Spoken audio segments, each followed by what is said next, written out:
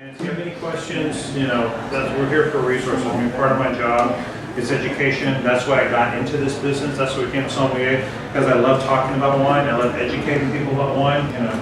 People like you, in the kitchens with a lot of passion to be cooking so people eat out more and drink more wine.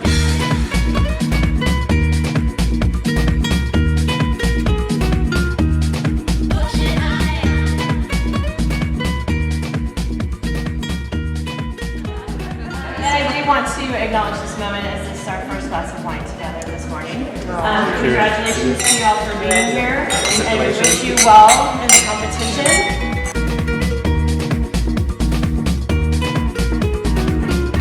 Take a smell. Remember, 90% of what you taste is your sense of smell.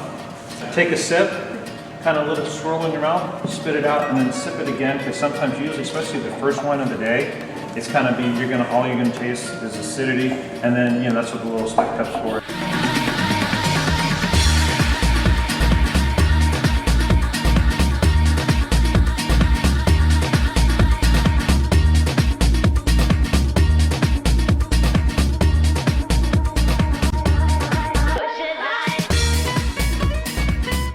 Today you're gonna try. We'll start off with the Chardonnay, and we're gonna go with our Napa Valley Merlot, and then we're going to do our Napa Valley Cabernet, and then we're going to do the Petit Syrah.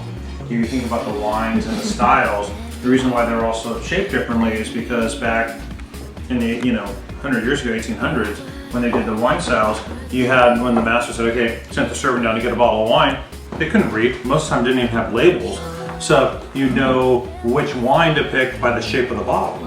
Wow. So that's kind of how you would go get the Bordeaux. Okay, the Bordeaux had the high shoulder, I think more masculine style. The Chardonnay Pinot Noir, I think more feminine.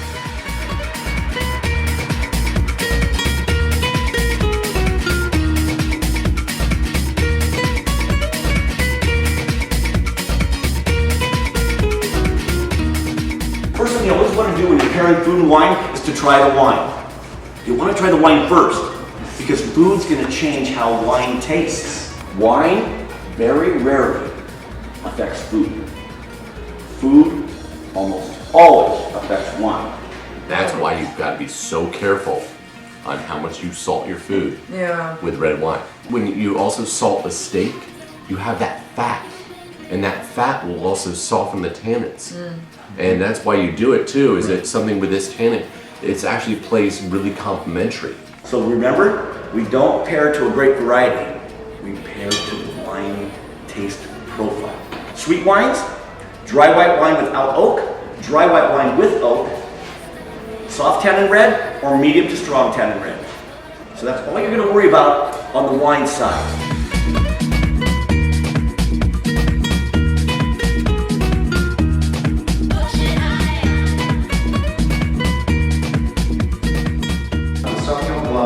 Particularly when you're dealing with 100% here, it's really good to celebrate those natural citrus flavors. Although most of the wine is aged in stainless steel, she separates 2 barrels of the Sauvignon Blanc, which equates to roughly 5% of that wine in Hungarian oak. Now, being aged in Hungarian oak definitely softens the flavor, but if you're familiar with different oaks, French oak being probably the most desirable, or you can say one of the more neutral flavors of oak in terms of what's going to part of the wine. Hungarian being sort of the middle of the road, and American oak being the strongest, sort of most pungent flavor.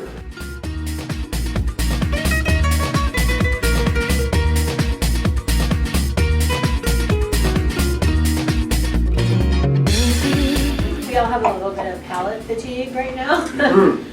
So I think this wine really shines through. For those of you who don't know, Fumé Blanc was a term invented by Robert Mondavi.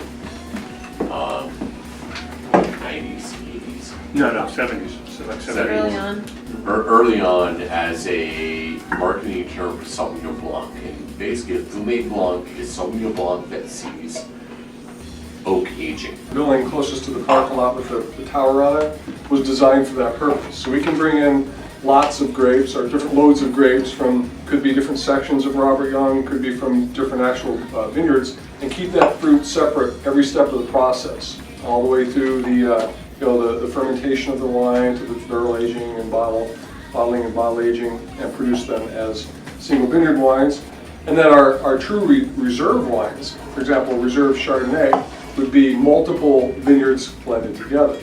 That's the way our winemaker, Margot Van Starman, likes to do things. She likes the reserves to represent more of the county as a whole.